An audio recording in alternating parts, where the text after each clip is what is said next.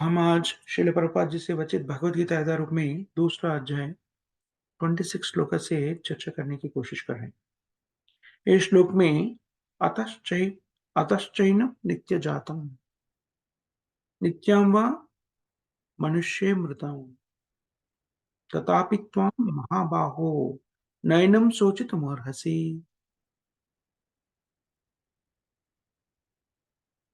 ये आधुनिक विज्ञान शास्त्र या बुद्धिस्ट बौद्ध मत को पालन करने वालों का मत है। वो ऐसा सोचते हैं। क्या सोचते हैं? सचमुच में आत्मा है ही नहीं, ये उनका सोच है। वो और ये सोचते कि हम जैसा कल इसके बारे में चर्चा कर रहे थे, वो सोचते हैं कि भौतिक पदार्थों से, भौतिक रसायनों से के सम्मेलन से जीव का उत्पत्ति होते हैं। और रसायन का सम्मेलन सम्मिलित होने के बाद कई स्तर पर एक स्तर आता है, वहां पर जीव का उत्पादन होता है। वो ऐसा मानते हैं।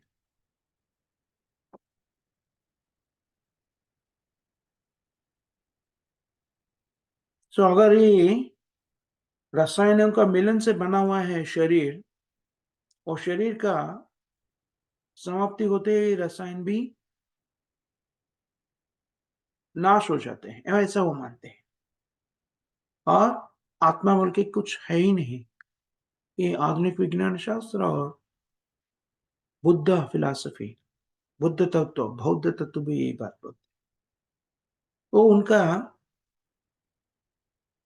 आलोचना है। कृष्ण ने ये आलोचना कभी अर्जुन से चर्चा करें। अगर मानो ये सच है, जो बौद्ध ने बता रहे हैं वो सच है, और आपने भी वैसे ही वही सोच मान रहे हैं, ये शरीर ही सर्वोन्नत है, और ये शरीर भी कैसा उत्पन्न होता है, शरीर में जीव भी कैसा उत्पन्न होता है, ऐसा जीव तो मानते नहीं, क्योंकि ये शरीर कैसा उत्पन्न हुआ, कई मूलकों के सम्मेलन से ऐसा उत्पन्न हुआ, और ये अंत भी हो जाएगा, इसे अंत भी हो जाए। अर्जुन युद्ध करने से मना कर रहे, इसलिए चर्चा करने के लिए कृष्ण ने बता रहे, अगर आप ऐसा भी मानते हैं जैसा बौद्ध ने मान रहे हैं, शरीर को सर्वोत्तम मान रहे हैं और कुछ है ही नहीं, अगर वही सर्वोत्तम भी माने गया तो वो भी नष्ट होने वाला है। हम हर दिन देख रहे हैं। अगर शरीर ही सर्वोत्तम है, वो कैसे तो भी नष्ट होने वाला है। उसके लिए आप क्यों रो रहे? देखिए, अगर हम कोई रसायन को मिलन करने से कुछ उत्पादन हो गया,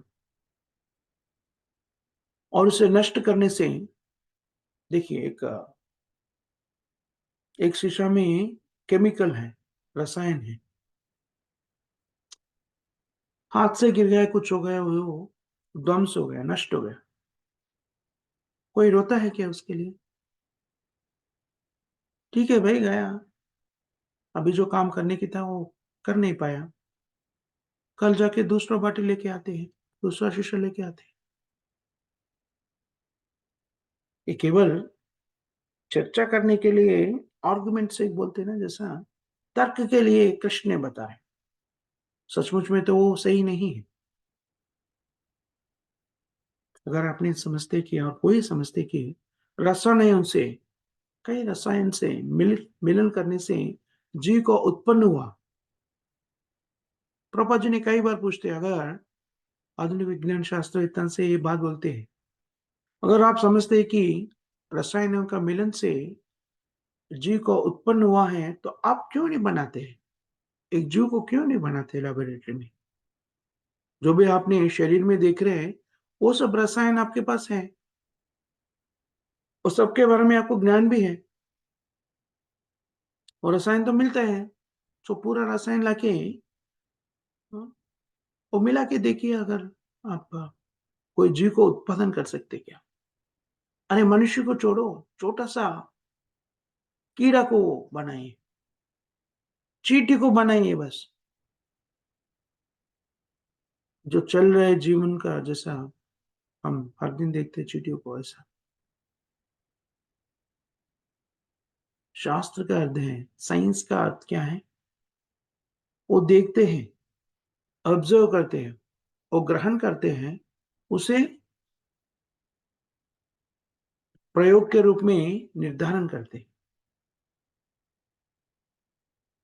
अगर आप केवल देख रहे हैं और मानसिक कल्पना से कोई सिद्धांत बना रहे हैं लेकिन उसका प्रयोग नहीं कर रहे हैं, वो साइंस नहीं माना जाता है, शास्त्र नहीं माना जाता है। अगर केवल आपने एक सिद्धांत को प्रतिपाद किया, लेकिन उसे निरूपण नहीं कर सकते, तो केवल सिद्धांत बन के रहेगा, वो शास्त्र या साइंस बन के नहीं रहेगा।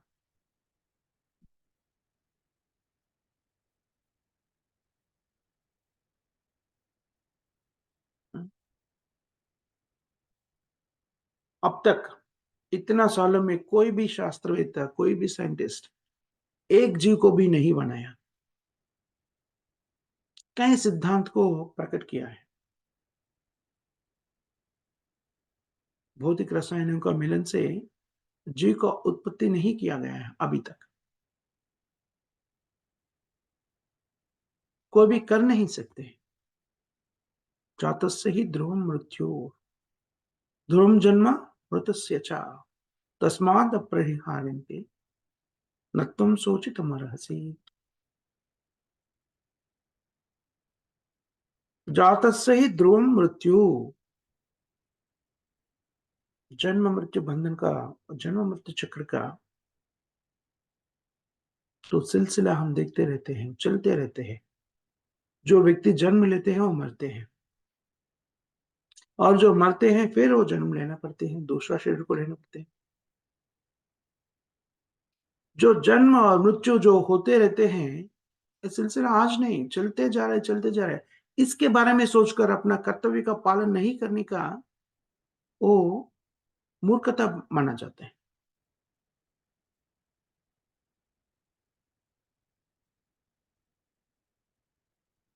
तो पहला युद्ध का, वेद शास्त्र के अनुसार जो युद्ध होता था और वो युद्ध का आजकल का युद्ध का बहुत अंतर है। युद्ध पर वो उतने एक ही स्तर पर नहीं है। पूर्व राष्ट्र में धर्म का पालन के लिए युद्ध करते थे। आजकल तो अपना स्वार्थ के लिए युद्ध करते हैं, पॉलिटिकल रीजंस। पूर्व राष्ट्र में प्रजातंत्र नहीं था, इसलिए जो युद्ध भी किसके बीच में होते थे? दो राजों के बीच में होते थे, राज और उनका सैनिक। प्रजा उसमें भाग नहीं लेती थी। सचमुच में तो जो सैनिक से भी ज्यादा युद्ध किसके बीच में होते थे? राजा उनके बीच में युद्ध होते थे, और राजा आगे बढ़कर उनका सैनिक शक्ति जो है उनके पीछे रहते थे। यहाँ पर आज का युद्ध है तो कैसा होता है? जो राष्ट्रपति हो, प्रधानमंत्री हो, जो प्रजातंत्र में, वो तो अपने जगह पर आराम से अपना भवन में बैठ जाते हैं। ये साधारण सैनिक युद्ध करने के लिए जाते हैं। पूर्व आश्रम में जहाँ पर वेद शास्त्रों का अनुसार से राज्य का पालन होता था, वो समय पर राजा युद्ध करने के लिए पहला रहते थे। वैसे एक एक नहीं, दोनों तरफ का राजा युद्ध करने के लिए आगे रहते थे।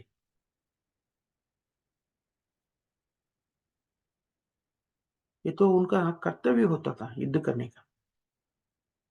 दोनों राजाओं में एक राजा का मृत्यु होने के बाद दूसरा राजा विजयी होता था।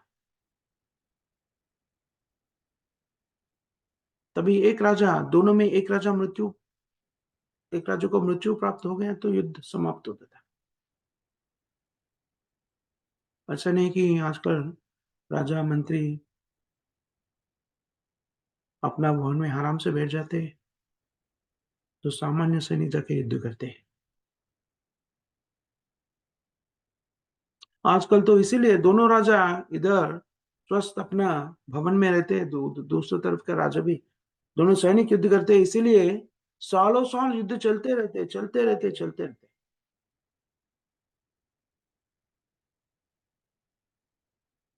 ऐसा नहीं चलता था पहले। देखिए, अ, पहला युद्ध क्या वर्ल्ड वॉर बोलते हैं ना, वो पहला 4 साल से ज़्यादा, 4 साल शायद 1914 टू 1918 कुछ हुआ था, है ना?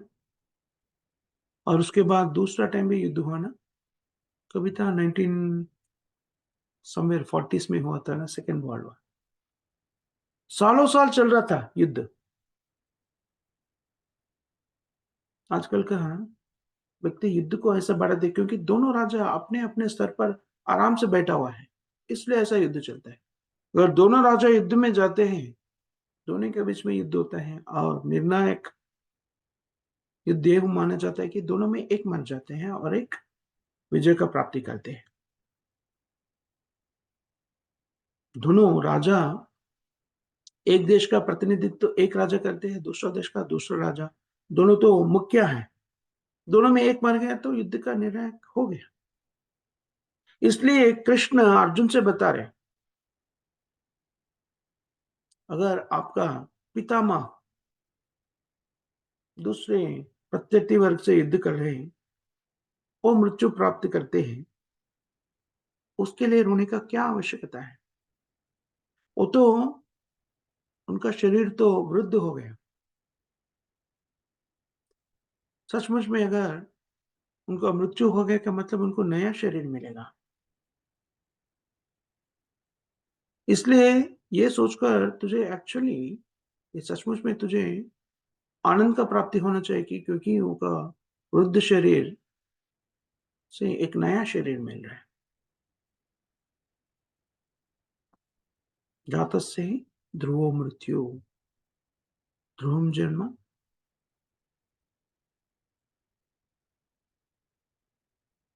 मृतस्य च। जातस्य ही ध्रुवो मृत्यु।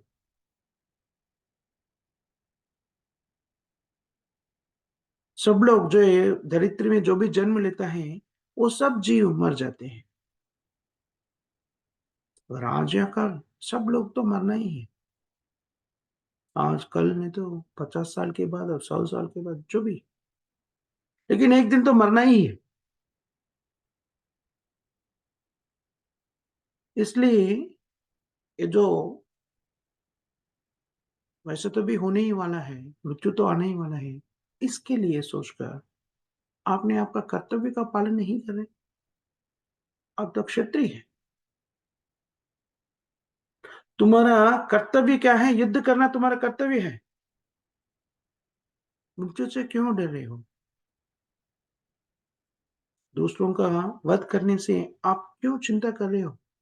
ये तो आपका कर्तव्य है।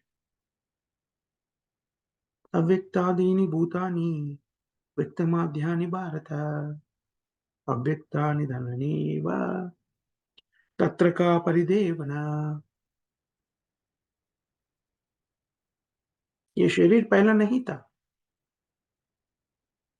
और मृत्यु के बाद ये शरीर नष्ट हो जाएगा।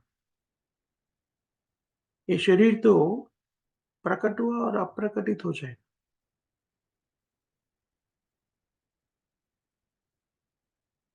जो प्रकट और अप्रकटित हो रहे हैं, उसके लिए आप क्यों रो रहे हैं? इस तरीका से कृष्ण अर्जुन को समझा रहे हैं, क्षत्रिय धर्म का पालन करने के लिए। उसे समझा रहे हैं कि उनका कर्तव्य का पालन करने का। क्षत्रिय जो हैं, युद्ध करने से दोनों तरफ से उनका लाभ ही होता है। और मृत्यु का प्राप्त हुआ, तो स्वर्ग का प्राप्ति होती है, मृत्यु हो गया तो स्वर्ग का प्राप्ति होती है। अगर विजय हो गया, तो राज्य मिलते हैं।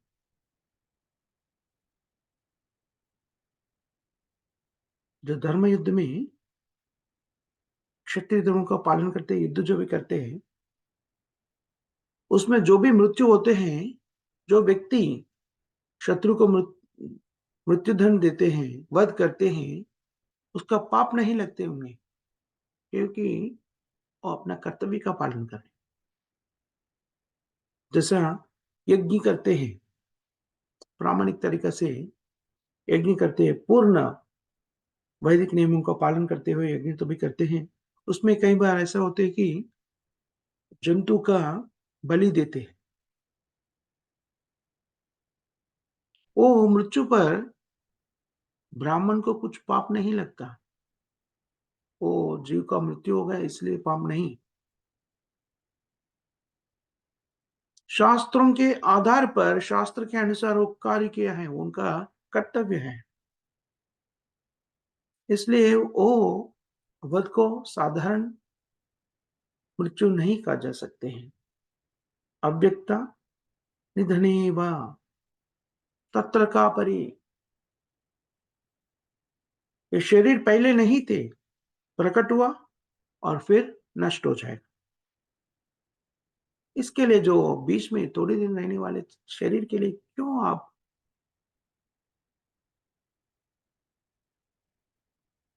अ, सोच रहे हैं इसके बारे में?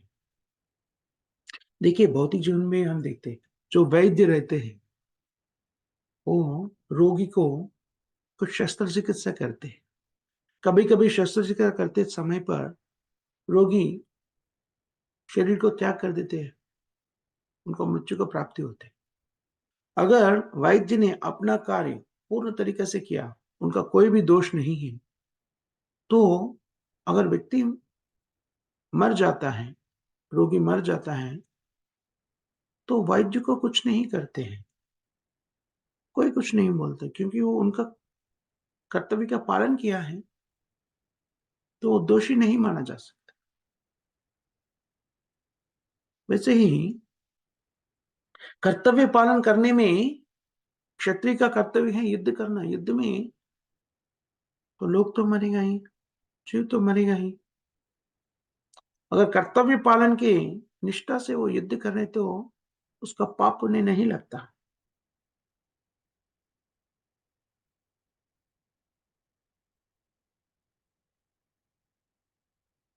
आश्चर्यावत् पश्याति कश्चित् एनम् आश्चर्याद् वदाति तथैव चान्ये आश्चर्यावचैनमन्यः स्मृतो श्रुतवेपि एनं वेद न चैवा कश्चित्। कई सिद्धांतों के बारे में, कई सूत्रों के बारे में मानसिक कल्पना से कई लोग कई सिद्धांत को प्रतिपादन करते हैं आत्मा के ज्ञान को प्राप्ति करने के लिए। इसलिए भगवान कृष्ण यहाँ पर क्या बता रहे हैं? कोई बहुत अच्छा तरीका से अलंकारिकृत वर्णों से बहुत ही इंटरेस्टिंगली आत्मा के बारे में समझाते हैं। और कोई इसके बारे में सुनते हैं, कोई बोल रहा है और कोई सुन रहे हैं। सुनने के बाद और बोलने के बाद भी ये तो गुह्य रह जाएगा, रहस्य रह जाएगा। जो पूर्ण ज्ञान नहीं है, अज्ञानी है, वो इसके बारे में तो समझेगा ही नहीं। ये तो सत्य है। बहुत सारा सिद्धांत है हमें आत्मा के बारे में और जीव के बारे में, मृत्यु के बारे में, जीवन के बारे में कितना सिद्धांत है, कई थ्योरीज है।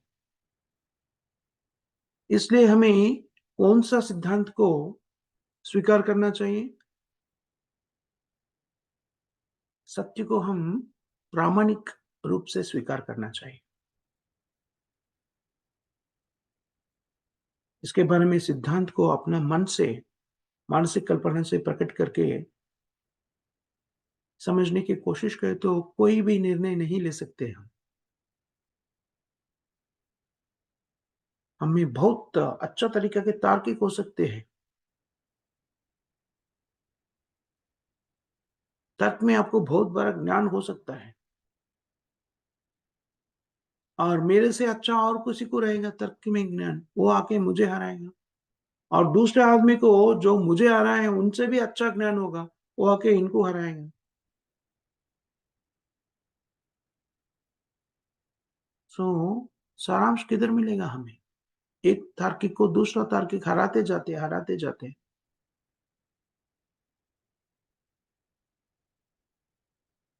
इसलिए जैसा तर्क से सत्य को समझने का कोशिश करते हैं, उसे क्या कहते हैं? कुतर्का। कुतर्क का अर्थ है कि जो वाद-विवाद में रहने से कोई भी लाभ नहीं होगा। क्योंकि तो वाद-विवाद से हमें कोई भी सारांश नहीं मिलेगा, कोई निर्णायक स्थिति पहुँच नहीं सकते हैं। इसलिए सत्य के बारे में तर्क से हम नहीं समझ सकते हैं, क्योंकि जो तर्क लेते हैं अपना इंद्रियों के माध्यम से, इंद्रिय से जो ज्ञान हमें प्राप्ति करते हैं, उसे हम तर्क करते हैं।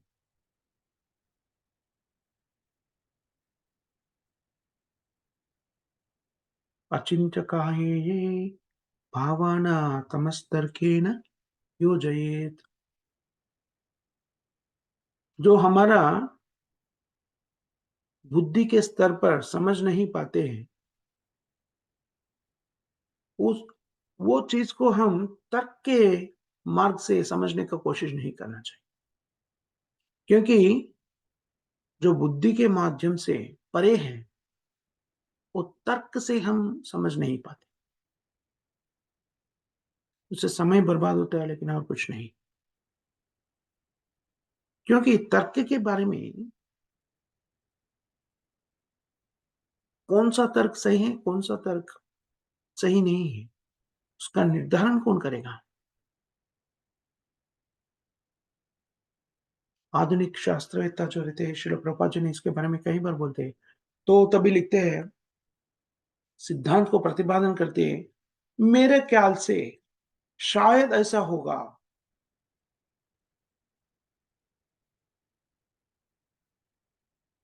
आजकल नहीं, सालों-सालों से आधुनिक वैज्ञानिक शास्त्र यही कहते हैं कि ऐसा होगा, शायद ऐसा होगा, शायद ऐसा होगा, शायद। इससे कोई अर्थ नहीं है। सत्य के बारे में अगर समझना है, तो शायद ऐसा होगा, पूर्ण तरीके से नहीं मालूम। ऐसा जो शायद ऐसा होगा का अर्थ क्या है? उसका सारांश कैसा ले सकते हैं?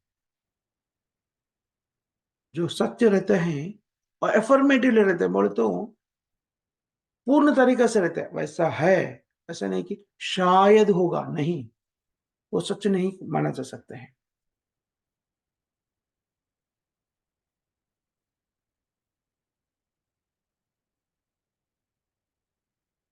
वैसा वाला तर्क का कोई उपयोग नहीं है। इसलिए शास्त्र के आधार पर हमें ज्ञान को प्राप्ति करना चाहिए। अचिंत्य कलौ ये भावा। शास्त्र में जो बताए गए हैं अपना बुद्धि से भी परे हैं। तर्क से समझ नहीं पाएगा वो।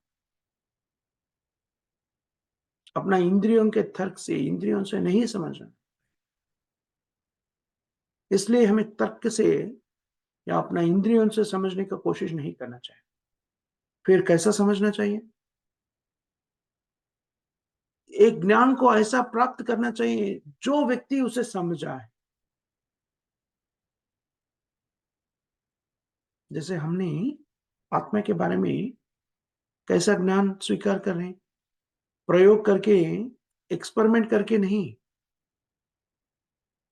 हम आत्म के ज्ञान को भगवान कृष्ण से स्वीकार करें।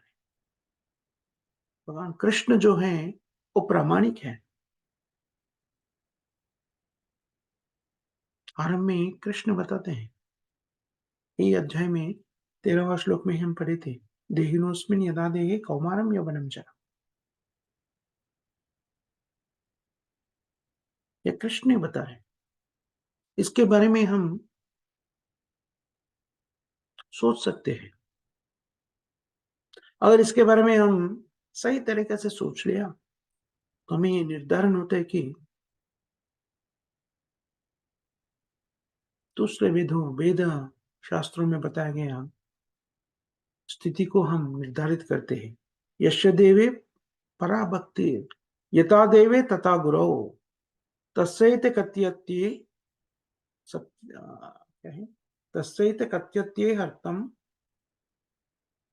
प्रकाशन्ते महात्मनः। हमारा ज्ञान को प्राप्ति करने का स्थिति वैसा है कि आरोहण बोलते हैं।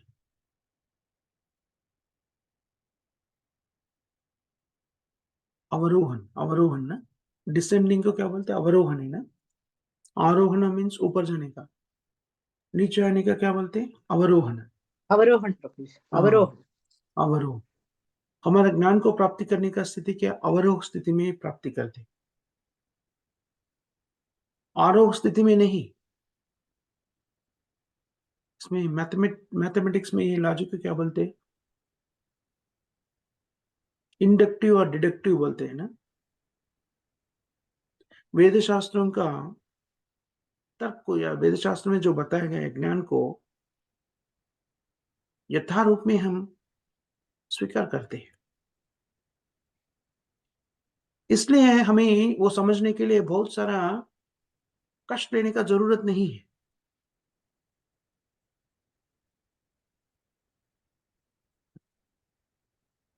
वेद वचन, वेद वचन को श्रुति बोलते हैं। श्रुति, श्रुति प्रमाणा।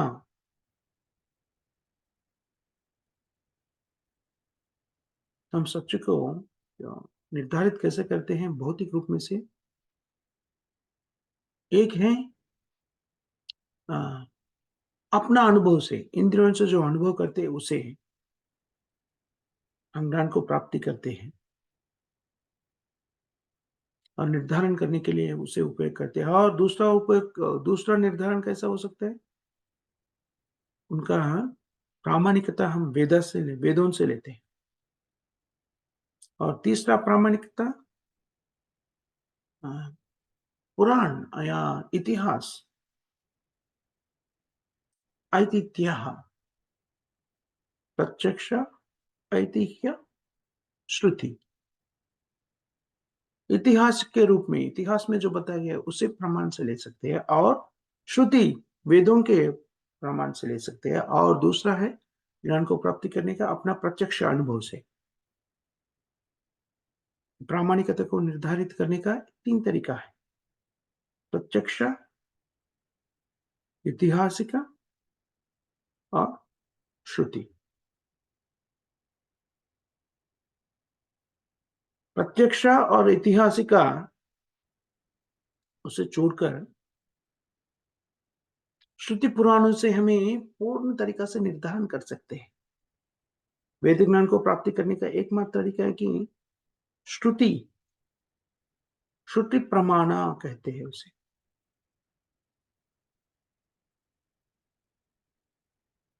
जो भी कुछ बताते, कोई भी कुछ बताते, ये सत्य है, ये क्या वेदों में है क्या? हाँ, वेदों में है, यहाँ पर है, हम स्वीकार करते हैं। अगर वेदों में नहीं है, देन अगर ऐसा हो गया तो हम उसे स्वीकार नहीं कर सकते।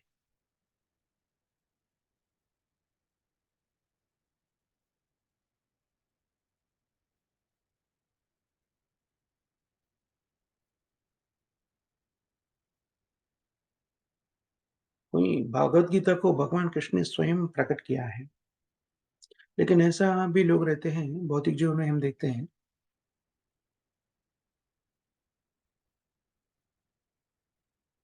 तो स्वीकार करने के लिए सिद्ध नहीं रहते। कई लोग वो भगवत गीता को नहीं मानते।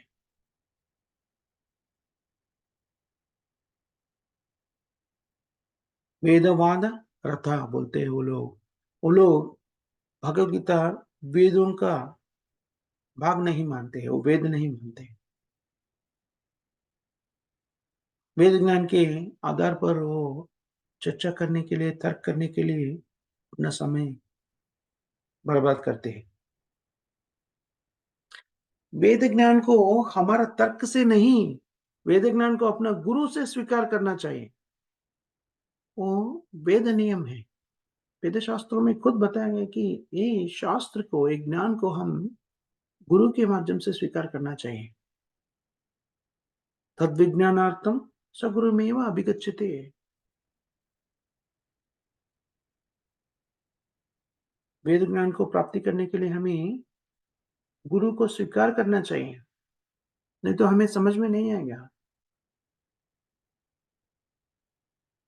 क्योंकि वेद ज्ञान को ये बताया गया कि केवल ब्राह्मणों को पढ़ने का अधिकार है वेदों को। क्योंकि क्यों बताया गया है? कई लोग बोलते हैं ऐसा क्यों किया है? कोई ब्राह्मण को क्यों पढ़ने को बोला? ब्राह्मण का मतलब जन्म से नहीं होता है। ब्राह्मण का मतलब होता है कि ज्ञानी। ब्राह्मण का अर्थ है कि जो उन पे गुण रहते हैं, क्षमा, शुचि, शौचम, तितिक्षवा, ये सब ब्राह्मण का गुण है। अगर वो गुण रहने से क्या होते हैं? वेदों को समझने का क्षमता रहते हैं उनमें। अगर वो ब्राह्मण का गुण नहीं है तो वो वेदों को नहीं समझ सकते।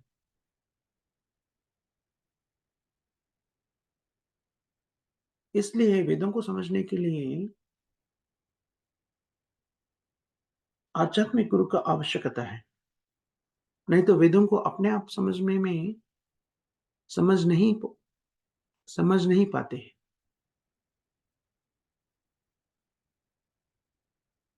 अंग्रेजी में मैक्स मुलर बोल के, जर्मनी में मैक्स मुलर बोल के एक व्यक्ति है। वो वेदों को अंग्रेजी में ट्रांसलेट किया है, अनुवाद किया है। वो ट्रांसलेशन से क्या लाभ है? क्योंकि वो खुद को वेदों का ज्ञान नहीं है। वेदों का अर्थ ये नहीं है कि हम कई बार देखते, मैं एक अनुवाद को देख रहा था, जो प्रभुपाद जी ने अंग्रेजी में जो लिखा था, कोई अनुवाद शास्त्र के बारे में ही है। कोई व्यक्ति ने वो तेलुगु में अनुवाद किया है। वो ऐसा अनुवाद किया है कि वो पढ़ने से कुछ भी समझ में नहीं आएगा। सिद्धांत के बारे में कोई भी समझ में नहीं आएगा। जैसा हम हिंदी में बोलते हैं ना, कॉपी मारना तो मक्खी को मक्खी मार दिया। मतलब वो कुछ लिखते-लिखते तो पहला व्यक्ति वो छोड़ दिया, एक मक्खी आके उधर मर गया वो उसमें। तो कॉपी करने वाले सोचा हाँ, यहाँ पर मक्खी को लेना है तो मक्खी लेके जाके वहाँ पर मार के उधर रख दिया। उससे क्या फ़ायदा है?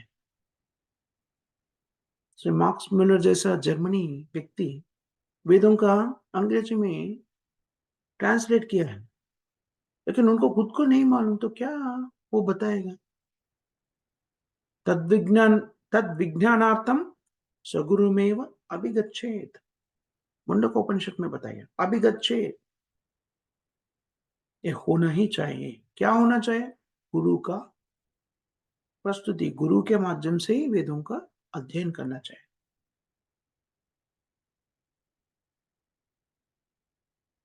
अगर हम पूर्ण तरीके से वेद ज्ञान को प्राप्ति करने का इच्छा रखते तो हमें ये स्वीकार करना चाहिए। वैष्णव संप्रदाय में, वैष्णव संप्रदाय जो है वेद परंपरा है। अधो गुरुवाश्रयम, अधो गुरुवाश्रयम। आध्यात्मिक जीवन को स्वीकार करने के लिए पहला चीज है कि हमें गुरु को स्वीकार करना चाहिए। सब लोग गुरु को स्वीकार किए। स्वयं व्यासदेव वो गुरु है। कौन? नारद जी।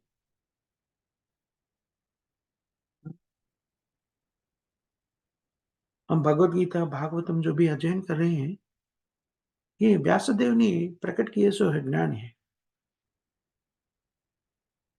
कृष्ण से वो अपना ही हृदय में कृष्ण ने ज्ञान का प्रकट किया है उनको। उसे वो हमारा पुस्तक रूप में दिया है। यही नहीं, भगवत भागवत में ने वो महाभारत, पुराण, वेदांत सूत्र, श्रीमद् भागवतम, ये सब वेदव्यास से ज्ञान है। वैसा ज्ञान को कोई भी स्कॉलर, जो ज्ञानी नहीं दे सकते। वो कैसा दे पाया? क्योंकि वो गुरु को स्वीकार किया, नारद मुनि को। पूरा वेदों को प्रकट करने के बाद ना, पुराणों, वेदों और वेदांत सूत्र, ये सब प्रकट करने के बाद भी वेदव्यास के हृदय, कोई व्याकुलता थे उनका हृदय में। और नारद मुनि कभी उन्हें देखा तो उन्हें पूछा है, क्यों तुम्हारा व्याकुलता ऐसा क्यों है, उतना व्याकुल क्यों है?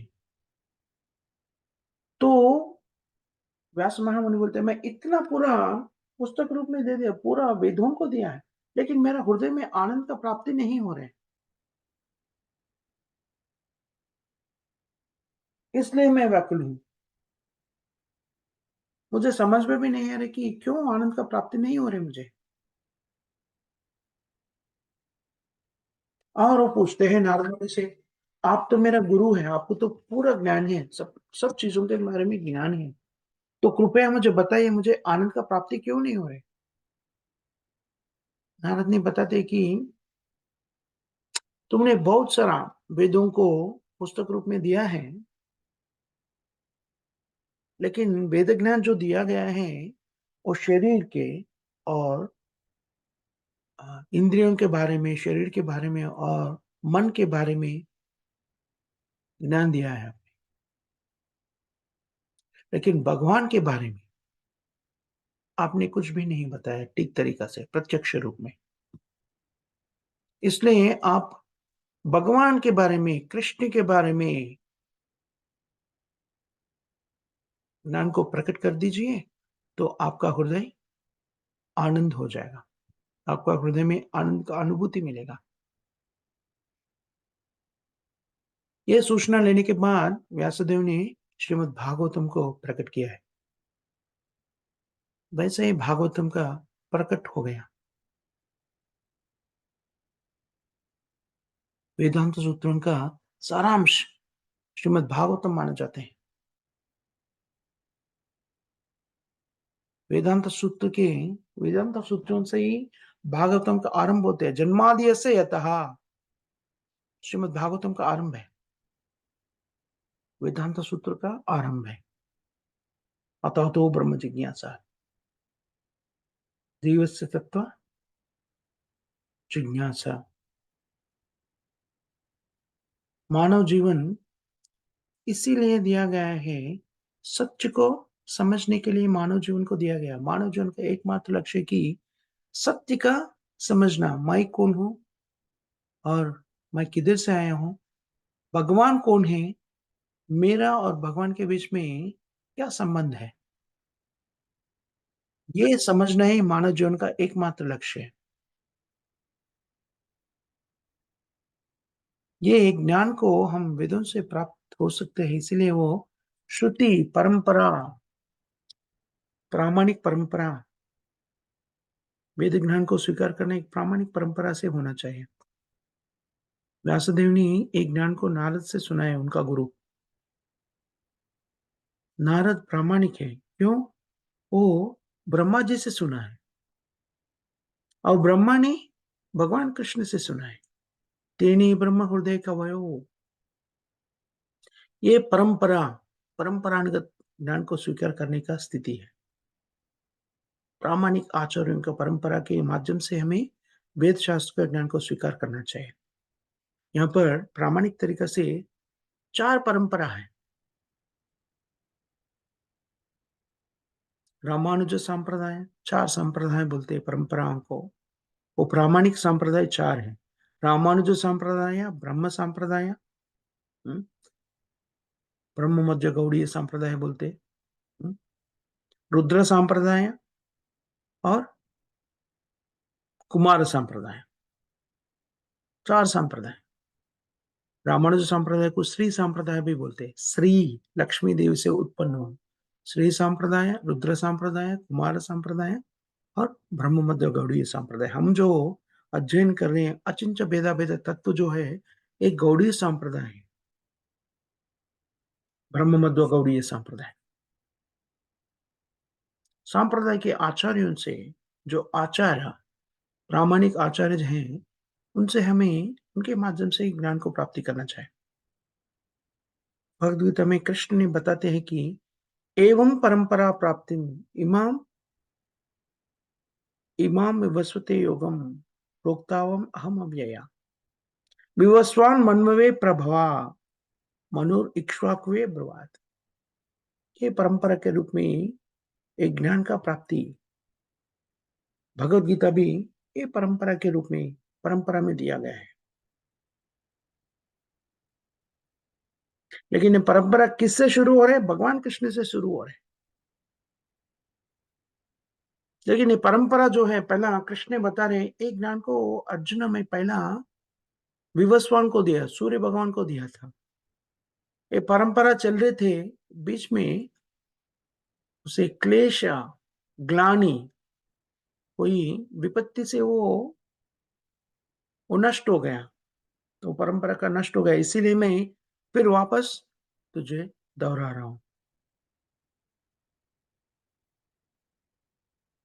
तद विज्ञानार्थम सगुरुमेव अभिगच्छेत।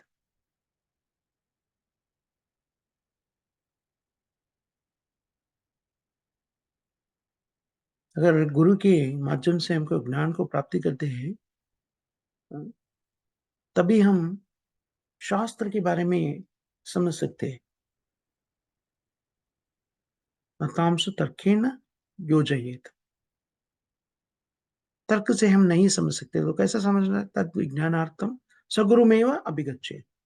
इसलिए ये प्रामाणिक है। इसलिए कृष्ण भगवान से, कृष्ण से सुनने के बाद अर्जुन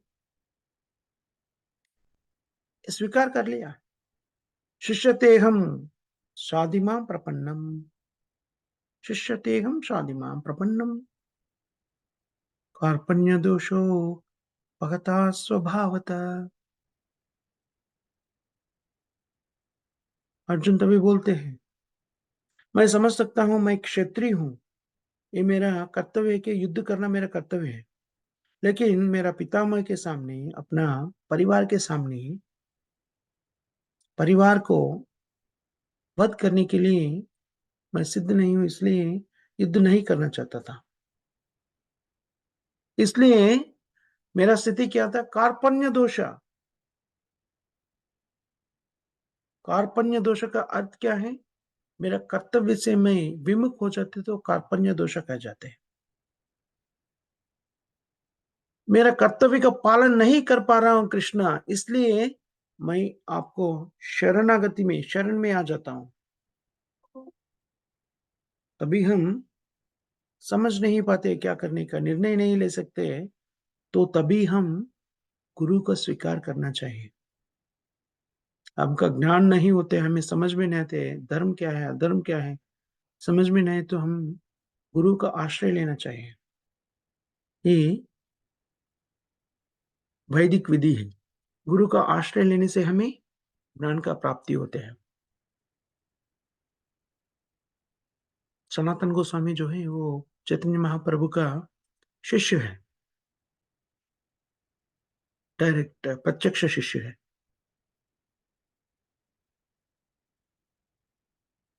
वो बताते हैं कि अवैष्णव मुकोदगीर्णा ऊत हरि कथामृतम श्रवणम न कर्तव्यम। वो बताते हैं कि भगवान कृष्ण के बारे में, वेदों के बारे में ज्ञान को वैष्णव के मुंह से सुनना चाहिए, वैष्णव से सीखना चाहिए।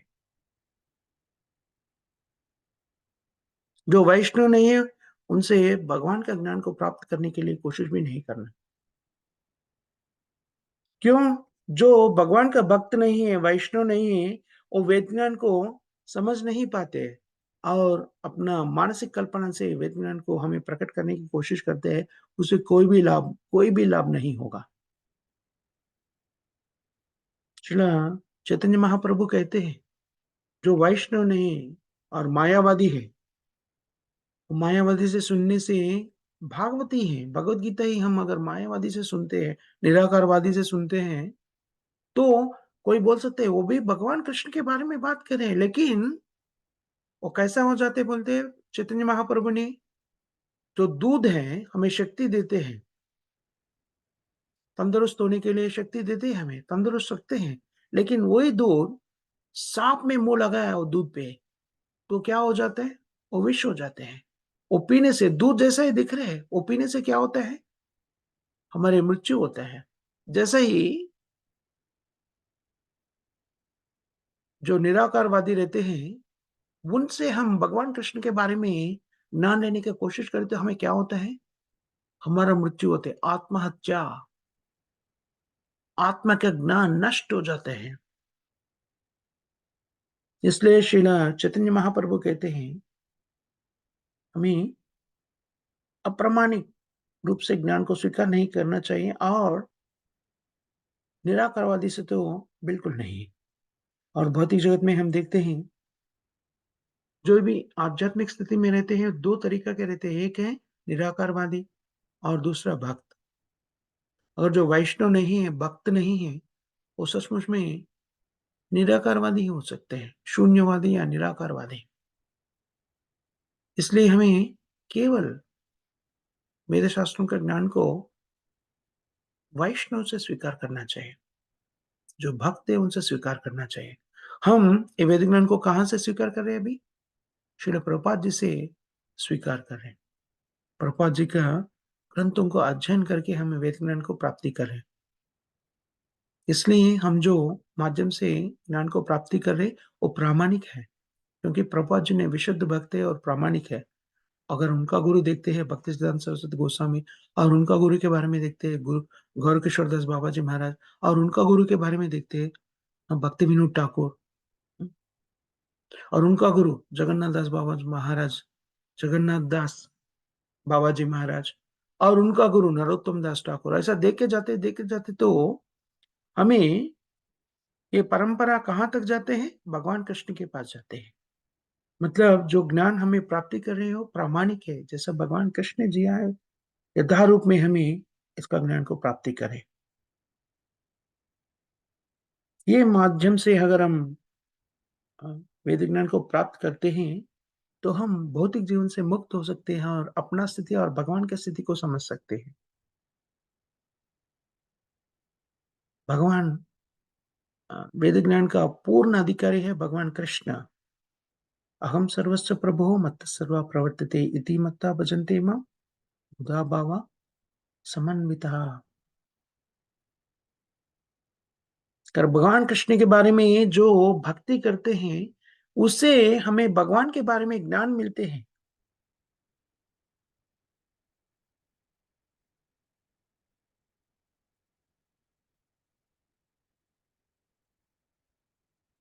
इसलिए वेद ज्ञान को हम प्रामाणिक तरीका से स्वीकार करना चाहिए।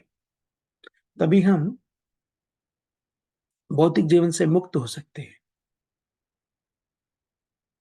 आधुनिक काल में हमें प्रामाणिक गुरु कौन मिलते हैं? श्रील प्रभुपाद जी प्रामाणिक गुरु हैं। प्रभुपाद जी के माध्यम से प्रभुपाद जी से हमें ज्ञान को प्राप्त करना चाहिए। और प्रभुपाद जी ने क्या बताया? जो कृष्ण का आदेश को कैसा पालन करना प्रभुपाद जी ने नियमों के माध्यम से हमें दिया है। सिद्धांत के माध्यम से दिए तो हमें तर्क वितर्क में समझ सकते हैं, नहीं सकते। इसलिए श्रील प्रभुपाद जी ने चैतन्य महाप्रभु ने कुछ दिया है, वो प्रामाणिक परंपरा के मार्ग से श्रील प्रभुपाद जी ने उसे हमें नियमों के रूप में प्रकट किया है, 4 नियम पालन करने का। वो 4 नियम क्या है?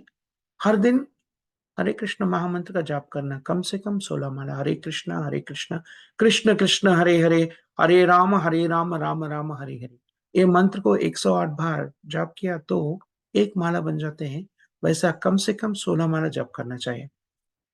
हम जो भी खाते हैं, भगवान को अर्पण किए सो भोग को प्रसाद के रूप में स्वीकार करना चाहिए। केवल प्रसाद को ही स्वीकार करना चाहिए और कुछ नहीं खाना। भक्तों के संगत में रहकर भगवान को दिव्य लीला को श्रवण करना, अध्ययन करना और चर्चा करना, ये 4 नियम को ठीक तरीके से हम पालन करते हैं, तो जो नहीं करना है, वो अपने आप हमसे दूर हो जाता है। अगर हम कोई पाप कार्य में भी स्थिर हुआ, भगवत भक्ति लेने से पहले से ही, अभी वो हम उससे छुटकारा नहीं पा सक रहे, बद्ध स्थिति के कारण। हमें पता है वो नहीं करना है, लेकिन हमें उसे मोहित होकर उसे नहीं छोड़ सक रहे। अगर हम करने वाला 4 चीज़ करते हैं, भगवान का नाम को जाप करना, कृष्ण प्रसादी स्वीकार करना, भक्तों के संगत में भगवद गीता, भागवत का अध्ययन करना, ये चीज़ हम करते हैं ठीक तरीक़ा से, तो जो चीज़ नहीं करना चाहिए, अपने आप हम उससे दूर हो सकते हैं। दूर हो जाएगा, ज़रूर। इसलिए जो करना है, करने का चीज़ 4 नियमों को बताया है श्रील प्रभुपाद जी ने, वो पूर्ण तरीके से हमें स्वीकार करना चाहिए। अपना जीवन में उतार कर आचरण करना चाहिए, तो हमारा जीवन सफल हो जाएगा। ये श्लोक का सारांश माना जा सकता है। यहाँ पर हम समाप्त करेंगे माताजी सन प्रभुजी। किसी को कोई प्रश्न या टिप्पणी या करेक्शंस ऐसा कुछ है? कुछ कहना है किसी को?